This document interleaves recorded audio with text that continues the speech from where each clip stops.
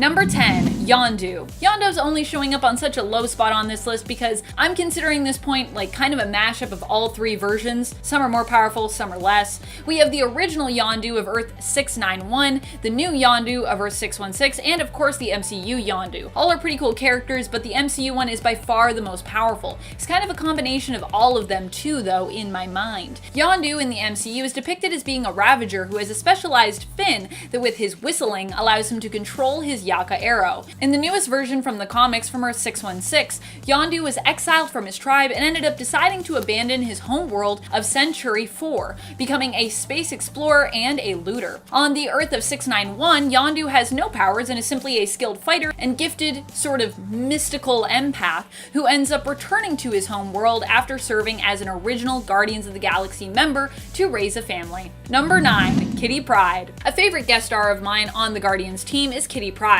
who even stood in as their replacement STARLORD for a while when QUILL was off trying to basically be a ruler of Spartax. Kitty got roped into being on the team when she began a long-distance relationship with QUILL. For a time, the pair were even engaged. Kitty joined the team and became STARLORD after she had received a power boost from the Black Vortex. It was because of this power boost that Kitty was able to save Spartax, phasing it out of an amber encasing. When QUILL became ruler of Spartax, this created tension between the pair, as QUILL became more and more busy and had less and less time for his and Kitty's relationship. This led Kitty to feel more and more alone, and because of this, she would throw herself more and more into her hero work with the Guardians, and would eventually take up QUILL's abandoned mantle of STARLORD, which I think QUILL was also kind of jealous of. Like, he was like, why did you take my mantle? Number 8, Groot. When it comes to strength, Groot is likely one of the most powerful Guardians to ever have been a member. He hails from Planet X, a Flora Colossi who did not get along with the other members of his race and ended up being kicked off the planet, causing him to wander the galaxy. Poor Groot. Groot, previous to joining the team, had already befriended and fought alongside Rocket Raccoon and STARLORD, so it was a relatively easy transition for him to join the Guardians of the Galaxy team. Because prior to that, he was already basically doing that stuff. Number 7, Nova. Nova has been an on and off again member of the team for some time. The Nova we're talking about today, of course, is Richard Rider. He grew up on Earth and was randomly chosen to become a member of the Nova Corps when he was still a teenager. He has had many adventures with the Guardians of the Galaxy and is currently on the roster in the latest series, volume number 6 from 2020. Nova is immensely powerful across the board. Super strong, super durable, super fast. He can heal, emit energy blasts by channeling the Nova Force, and through his connection with the world mind, has access to a vast knowledge of Xandarian knowledge, making him super smart as well. And friends, before we move on to this next spot, if you are loving this list and you want more Guardians lists, I know I want to do more for you, please show us some love by giving this video a thumbs up. Hey! Number 6, Cosmo. Cosmo is everyone's favorite psionic space dog, and he's no lightweight when it comes to power levels either. You may recognize this goodest boy from the MCU, where he appeared as an exhibit in the Collector's expansive collection. In the comics, Cosmo joined the Guardians as a supporting character and ally for space adventures way back as early as volume 2 of the series from 2008, kind of the reboot of the Guardians of the Galaxy, if you will. When dealing with the Cancerverse, he proved how formidable of a hero he was when he swiftly took out a bunch of Cancerverse alternate heroes with one single psionic command. Boom. Number 5, Captain Marvel. Captain Marvel is likely one of the most powerful cosmic heroes that we have out there, and also for a time ran with the Guardians of the Galaxy. This happened after one of the many times that Carol had lost her memories, or more in this case, I guess, like, lost the emotional attachment to her memories. It's kind of weird. She was still seen as kind of remembering who people were, but remembering something important to her and her love of her friends was a little bit more tricky. She didn't really have that emotional connection to people or to her memories. In order to save New York, she was forced to fly high up into the sky, and because she had a tumor in her brain and was told specifically not to fly as she risked dying at the time, she suffered brain damage that affected her memory. In order to learn more about who she truly was inside, she decided to leave Earth for a time and venture among the stars, eventually joining up with the Guardians of the Galaxy. You can check out Carol's cool space adventures and watch her flying high with the Guardians in the 2014 Captain Marvel series, volume number 8, starting in issue 2. Also, for anyone that wants to come at me about how many Captain Marvel series there have been and blame Carol for that, look, Carol didn't even come in until I think about halfway through all of those, so just a heads up. People in the comments always want to come after Carol. I love Carol, so I'm gonna fight for her. Civil War II was not her fault. It was just weird writing, guys. It wasn't really her. Number 4, STARHAWK. STARHAWK is one of the members of the original Guardians of the Galaxy roster, before they reached mega fame status in the comic book world. But just because some of the older members aren't as well known, doesn't mean they don't deserve to be celebrated or respected. Some of them are evidently very, very powerful. STARHAWK is one such Guardian, although not my favorite of the oldest original team members. We still don't even fully know the limits of STARHAWK's power, but what we do know is that he has a multiversal knowledge that grants him great insight. He was basically living the same life cycle and using that knowledge way before Moira McTaggart made it cool. It is because of this that he knows so much about the world around him, giving him sort of a precognitive sense. STARHAWK is also super strong, super fast, and immortal. Number 3, Thor. Yep, when Thor joined the team in the MCU, he even made reference to another version of the Guardians of the Galaxy roster referred to as the Asgardians of the Galaxy. This is what Thor jokingly refers to the team as in the film, but it's actually also the name of a separate team from the comics. There's a real Asgardians of the Galaxy comic. It's got like a totally different team pretty much, but you should check it out. We don't know in the MCU if Thor will end up staying on as a permanent member of the Guardians, but sometimes the strongest members to this team are the ones that come and go. Thor is one of the most powerful heroes in the Marvel Universe, definitely in the MCU as well. He even attempted to go toe-to-toe with Null during the King in Black event recently, and impressively held his own, even managing to get a hit in where he smashed off Null's jaw. I was like, what just happened? That fight was crazy. We also got to see Storm and Thor team up. So good. Number 2, Star-Lord. Star-Lord typically isn't known for being the most powerful member of the Guardians of the Galaxy, despite the fact that he is one of the most recognizable members thanks to the films and recent comics, and is generally the leader of the team, or is generally depicted as being the leader of the team. However, recently he's got a major power upgrade. While thought dead, it turned out that he had survived the fight against the Olympians and the explosion that had been thought to have killed him. Instead, he was transported to another dimension and another world entirely. There, his element gun seemed to have an everlasting power source, something that would be useful on his return. For Quill, almost 200 years had passed, though of course, probably in part thanks to his Spartax heritage, he looked as though he had barely aged upon his return. Also, you know, maybe time moves differently in another dimension. There's a lot of good explanations for that. His element gun was used to defeat one of Null's symbiote dragons, and he also managed to withstand a mental assault from Null, who tried to drag him and the Guardians into the darkness.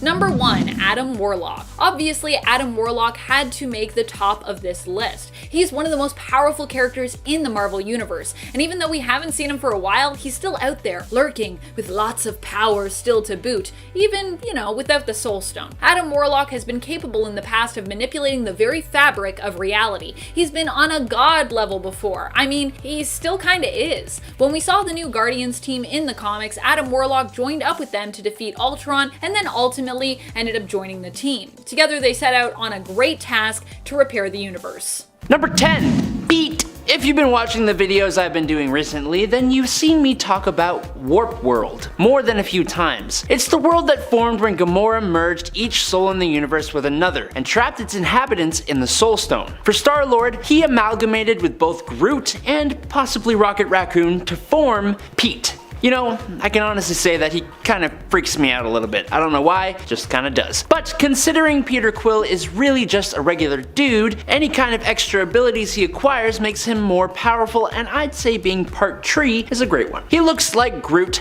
has rocket boots, and he's got Rocket Raccoon inside of him. Oh, and while at first he only says, "We are Pete," he can actually talk. Maybe not a power we want, but still. Number 9, T'Challa. In the MCU's animated What If series, we get a really awesome Star-Lord. Not Peter Quill. No. In this alternate timeline, the Ravagers think they were hired to collect the Wakandan prince T'Challa. T'Challa taught the Ravagers to change their lifestyles, and he became an admirable intergalactic icon where he took the name Star-Lord. This Star-Lord was a hero of the galaxy. He convinced Thanos to take a different path than the one he was going down, convincing him to join the Ravagers. T'Challa went to Morag, where he got the orb from the temple, where he confronted Korath and Sarkarians, who wanted the orb on Ronan's orders, and they were easily defeated by Star-Lord. Star-Lord. He learned of the Embers of Genesis and made it his mission to acquire the Embers in order to terraform worlds to solve the issue of starvation and resources running dry, and he was successful in getting it from the Collector. T'Challa and the Ravagers found out about Ego's arrival on Earth and that he went to claim his son Peter Quill. Ego began his expansion, but T'Challa stopped him and took Quill away. T'Challa was even recruited to the Guardians of the Multiverse by Uatu the Watcher. His accomplishments are many, and all are impressive. Number 8. Kitty Pryde. In the Earth 616 reality, Peter Quill stepped away from his role of Star-Lord to become Emperor of the Spartax Empire, the empire of his father and the reason for him being near immortal and superhuman and all that. When he did, Kitty Pryde, who if you don't know had a bit of a thing with Peter, took over the role in his place. Her mutant powers obviously put her a cut above a half Spartax and instantly made her one of the most powerful versions of a Star-Lord. That's not to mention her intelligence and skill as an engineer, plus her mutant buddies also make her uniquely gifted. Kitty Pryde is already a pretty powerful mutant in Marvel Comics, but when she's with the Guardians of the Galaxy, she even becomes cosmically powerful thanks to the Black Vortex. I wonder if we will ever see this happen in the MCU. It would take a lot to figure out, but I think Kitty Pryde would at least have the intelligence and self-control not to punch Thanos while he is being telepathically subdued. Number 7. Lord Starkill. Everybody loves pirates. Well, not real pirates, they're kind of the worst, but like fictional pirates. Those guys are cool. Usually. In the reality of Earth 25271, Peter Quill has become Lord Starkill, a wanted space pirate and leader of the Ravagers. His greatest nemesis was the leader of the Zeta Flight pirates, Carol Danvers. He is hired by the great wise peacekeeper Thanos, the Just, to find the Reality Stone and bring it to Thanos so he can finally rid the universe of criminals. Instead of elemental blasters, Starkill wielded a elemental rifle, but he was generally very similar to the normal Peter Quill, except seemingly much more successful. Also, Groot is now Root and he's a carrot. Starkill ends up capturing the galaxy-displaced Carol Danvers before both their crews mutiny on them. It's a wild ride and it's very funny, but it has enough cool moments. This Star-Lord has his hands on the Reality Stone, which should make him more powerful, but he barely used it properly, and for that I shame him to the 7th spot. Number 6. Old Man Quill. In the world of Old Man Logan, all the supervillains teamed up and took out huge groups of heroes, leaving America as a wasteland. But before that ever happened, Peter Quill left Earth and his Guardians of the Galaxy to take over his father's place as Emperor of Spartax, ruling for many, many years. So that's 1 point for power. Except, eventually his people were kind of destroyed. Also, the Guardians of the Galaxy passed away too, with Peter unable to save them. So yeah, he has some faults, but it's his shame that drives him to come back to Earth and try to do things right. What is kind of interesting is that he imagines the Guardians all alive in his head, and it actually allows him to be quite capable. He imagines Gamora, Drax, and Rocket all doing things that in reality was actually just him, including hacking a drone to free Fing Fang Foom in a Coliseum, defeating Pulsar, and the Madrox gang. In the climax of the story, the Universal Church of Truth, the ones who helped destroy his planet and the Guardians of the Galaxy, come to find him on Earth, and he dons the Hulkbuster armor to take them on. He defeats Astra, Fang, Manta, Gladiator, Titan, Warbird, and Warstar all by himself with the Hulkbuster. So yeah, he is more than capable. Number 5. Nova. Star-Lord as a Nova kinda just makes sense. I mean, also not at all because it's Star-Lord. But he is definitely more of a hero than not. Okay, so Infinity Gauntlet was a 2015 story set in one of the realms of Battleworld. The story follows the family of a Nova who deputizes them, creating a family of Novas, including their dog. This family of Novas are collecting the Infinity Stones to try and hold back the annihilation wave that was unleashed by their ally, Thanos. Although they don't know that. Okay. But we're here for Star-Lord, I hear you say. Well, this Star-Lord and his partner Gamora are thieves, and they come into contact with the Space Stone, and they sell it to the Bakian Nova family in exchange for 3 Nova stars. Star-Lord and Gamora end up allying themselves with the Bakian clan as well. Now, you fast forward to the climax of the story, and Thanos has betrayed the Novas, obviously, and has unleashed a behemoth bug. Star-Lord, Gamora, and the newly discovered Groot take on this behemoth, using the 3 Nova stars to give them a significant power boost to do so. They definitely did not survive the behemoth as it released a massive energy blast, but for a short while, Peter Quill had the power of a Nova. and that's good. Number 4. Major victory. In the 100th anniversary special, Guardians of the Galaxy, Peter Quill has faked his death, and Gamora took over his place as Star-Lord. She isn't who this point is about, but because I like you all so much, I'll give you 2 Star-Lords in one. While Gamora is Star-Lord and killing it, meanwhile Quill, in order to gain the trust of Silver Galactus, had impersonated Major Victory and took his place among the Heralds of Galactus, seemingly with all the power that comes with. He fought against his former teammates on the side of Silver Galactus, fooling literally everyone into thinking he genuinely was the Herald until Galactus had fully plugged himself into nowhere, which allowed Quill to finally disable Silver Galactus and unmask himself, showing everyone he was actually Quill. What a guy. Number 3. Classic Star-Lord. Not everyone may know this, but when Star-Lord first appeared in comics, he was not what you may expect. For starters, his backstory was pretty different. He was still half alien, half Spartan to be exact, but after his mother was killed by aliens, it prompted Quill to run away and eventually become a NASA astronaut, successfully this time, which led to him being offered the role of Star-Lord, an intergalactic police officer while aboard the International Space Station. The one who offered Quill this role, the alien entity called the Master of the Sun, bestowed abilities upon Star-Lord that included faster than light flight, self-sustenance, a personal energy force field, telepathic resistance, and an instinctive understanding of alien machinery without even having to make contact with it. His suit augmented his strength and durability and gave him the ability to travel through space, but he also had a sentient spaceship that he can telepathically link with, just in case. All of that alongside the peak human attributes he has thanks to being half Spartan. Number 2.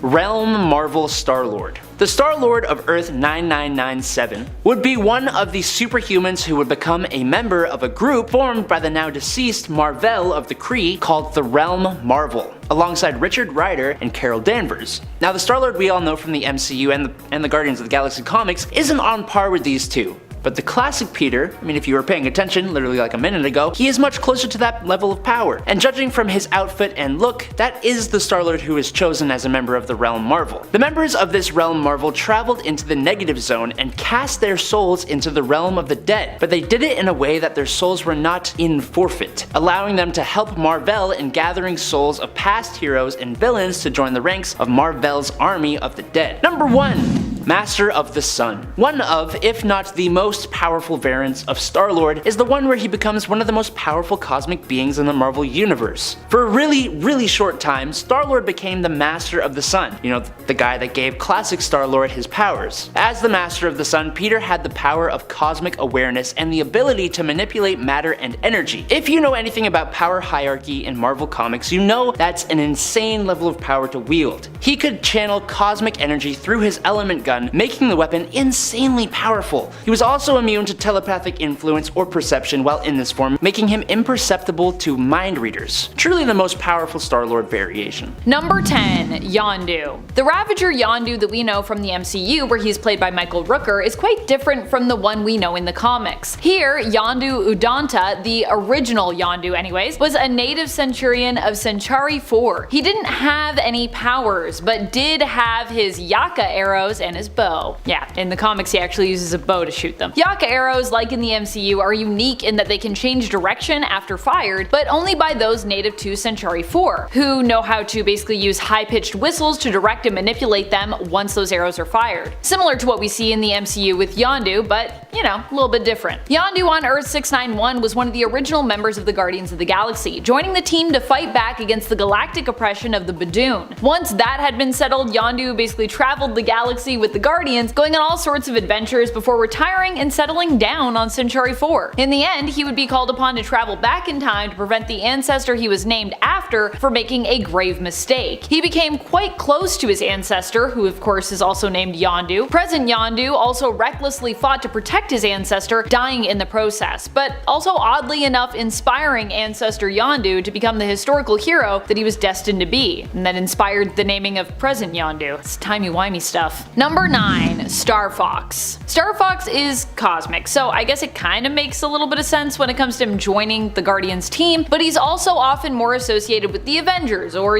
with Thanos. Star Fox, or Eros, is the brother of Thanos, who is also technically an Eternal. Yeah, weirdly he's attached to a lot of different groups, actually. Both Eros and Thanos are technically part of the group of Eternals that are from Titan. You see, in the cosmos, Earth wasn't the only place where the Celestials manipulated native beings to create their own sub-race of beings known as the Eternals, which by the way is how it all goes down in the comics, although in the movies Eternals are more like kind of like robots, I guess, that were made by Celestials out in space and were simply brought to Earth to monitor, aid, and eventually harvest that planet. Star Fox joins the Dark Guardians team, actually founding it to stop Thanos from being resurrected after he's died. Initially this meant they actually had to hunt down Guardian of the Galaxy member Gamora, who they believed would be used in the resurrection ritual to bring Thanos back. However, it turned out that it was Star Fox that was wanted for that ritual, not Gamora, prompting Gamora to kill her adopted uncle as she too wanted to prevent Thanos' return. And friends, before we move on to this next spot, if you are loving this list and you want to show us some love on another platform, head on over to Facebook where you can give us a like and a follow. Thanks. Number 8. Groot. Groot is definitely one of the weirdest characters like on paper when it comes to the Guardians. He is a sentient alien tree who is known to only speak the words "I am Groot," though often with various different meanings of course behind those 3 words. In the comics, Groot is from Planet X, where there exist other Flora Colossi like him. However, Groot here was known for being an outcast who cared more about the maintenance mammals of that planet than his own tree brethren. As a result of choosing the maintenance mammals over the other Flora Colossi, Groot was exiled from his planet and so set out to explore space, eventually joining the Guardians of the Galaxy. In the first, now retcon comic book appearance of Groot, he was actually a villain, although Tales to Astonish issue number 13 is no longer considered his first appearance. It's been established that the Groot that actually appears there was, I guess, also named Groot, but like another Flora Colossi, so yeah. But initially that's what he was. He was a monster from Planet X. Oh no. It's okay, he's not a monster. We love Groot, right? Number 7. Major Victory. Major Victory is also known as Vance Astro, or Major Astro. While he has a counterpart on the Earth 616 reality who is known as Justice, the Vance Astro of Earth 691 from the original Guardians team actually existed before his main continuity counterpart, so he could actually be considered more the original version of that character than even the main continuity version of that character. Vance Astro was a member of the US Air Force who ended up becoming an astronaut. One of the first astronauts to be shot into space. He was sent up in suspended animation, but by the time he arrived at his destination over 1,000 years later, it turned out others on the planet had basically beaten him to colonizing it. Ah, shucks, don't you hate when that happens? Still, Major Vance Astro set out to record the planet's flora and fauna, as was also part of his mission, one of the parts that he could still obviously complete. He'd run into Yondu, fighting him initially, but later befriending him, and then the two would come together to form part of the original roster of the Guardians of the Galaxy. Major Victory has psionic powers that are actually mutant in origin. He also has a striking look with his suit, which also apparently protects him from rapidly aging. Yeah, if he ever takes his suit off, he's just like, ah! Aging. Number 6. Baby Groot. I mean, I love Baby Groot, but he's also one of the oddest members of the Guardians team. Obviously, this version of Groot was designed with merchandise for the franchise in mind, as Baby Groot is by far like the cutest member of the team and one of the cutest things that has ever existed, I think, on planet Earth. But even Baby Groot is still Groot, and it should also be noted that while adorable, he also just straight up murders a lot of people by growing right through them. Kinda makes him even more awesome and definitely more weird that he's so little but also so deadly. Baby Groot only existed in the MCU for a short time, appearing in volume 2 of Guardians of the Galaxy before growing into teenage Groot. Comic book versions of the pint-sized Groot also appeared in the 2017 series I Am Groot and in the Reality of Earth 415, aka the Future Fight universe. Possibly there are even more comic book versions of Baby Groot, but these are the only ones that I know of, so if you know about more versions of him, just put them in the comments and we can all read all the versions of Baby Groot. Number 5. Angela. Angela is a weird but ultimately very cool character. She has had a long history when it comes to comics that actually started even before she showed up in Marvel. Initially, she started out in Spawn, where she was an enemy of Spawn due to her being an angelic Hellspawn slayer. However, Neil Gaiman fought for the rights to his work on Spawn and basically ended up as such winning back the rights to Angela. He then sold that character to Marvel Comics, and she ended up making both appearances in Gaiman's own Marvel alternate Earth of 1602, as well as the main continuity, where she was basically established as Thor's lost sister. In a weird turn of events, Angela now has an established history with the Guardians of the Galaxy team, being considered an ally, friend, and at one point even a member. They accompanied her on her first trip to Earth. She helped them fight against Iron Man during Civil War II. They helped her to get her demonic baby sister, who also of course is Thor's baby sister, to the safety of heaven, and at one point also fought to free her when she was in prison. So yeah, they have this weird long relationship that I'm like so here for. Kind of random, but also Angela is also quite cosmic, so I guess not so random, because everyone that's from Asgard is both like magical and cosmic when you think about it. Best of both worlds. Number 4. Drax. Even though he's considered one of the most famous members now, especially thanks to the success of the Guardians team via the Marvel Cinematic Universe, Drax is still a super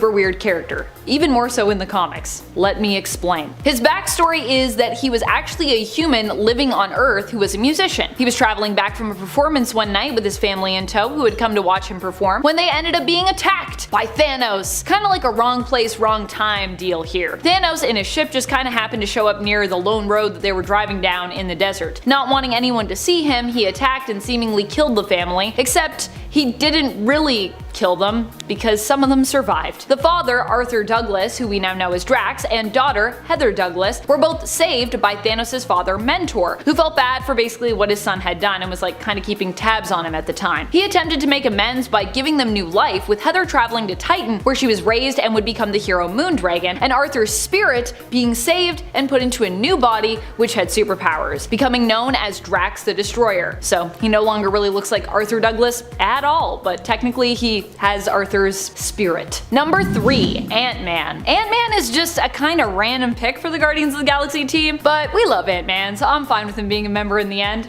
I just love Scott Lang, he's such a fun guy. For the purpose of this list, by the way, when I do say Ant-Man, I am talking about Scott Lang, not Hank Pym or the infamous Eric O'Grady. Scott Lang ends up joining the all-new, all-different Guardians of the Galaxy team, which I will say has quite a lineup when it comes to the members and allies of the team. This kind of seems like a pretty cool book, actually. I haven't read All New, All Different, but I feel like now I need to after doing some research on it for this list. Ant-Man actually ends up on the team after stowing away on their ship because he wanted to leave planet Earth. The Guardians find him out, but basically respond to his stowaway attempt by simply inviting Lang to join the team. Number 2. Rocket. Rocket is somehow even more weird of a character in the comics as well in comparison to the MCU, which like, Rocket is a really weird character, so how can it get weirder? Let me tell you about it. Although even by the MCU standard of Guardians, he's probably one of the weirdest team members. Rocket Raccoon looks exactly like a Terra-based or Earth raccoon, but claims not to be. When it comes to the MCU, we mainly know that he is a victim of intense experimentation, having been, and I quote, torn apart and put back together over and over and turned into some little monster. It is believed that Rocket had his intelligence greatly improved and as such was made sentient. However, due to the traumatic nature of the experimentation, Rocket also seemingly developed a chaotic personality. In the comics, Rocket is actually a hero from another planet, where he and other animals were experimented on and given sentience by robots. The robots had been charged with looking after basically mentally unwell humanoid aliens that lived there indefinitely and wanted to escape this indefinite task, giving the animals on the planet intelligence so that they could basically replace the robots, who then could basically just peace and go build their own world and home on the far side of the same planet. Rocket was one of these animals. Toys were also essential to keeping the patients on the planet calm and in good spirits. And the patients on this planet, by the way, are referred to as loonies, which pretty problematic, but anyways, we'll just keep going on and pretend that didn't happen. But civil unrest between the animals would eventually lead to an all-out toy war between animal-run toy production tycoons and companies. Number 1. Agent Venom. Not necessarily a weird character, just someone who feels pretty weird on this team, especially considering how his involvement with the team kinda all went down. Agent Venom is Flash Thompson, a specific identity for Flash. Agent Venom was the name Spider-Man bully turned ally Flash Thompson took when he merged with the Venom symbiote. I guess Venom Venom is pretty cosmic, so sure. But Flash certainly is not cosmic. He's very like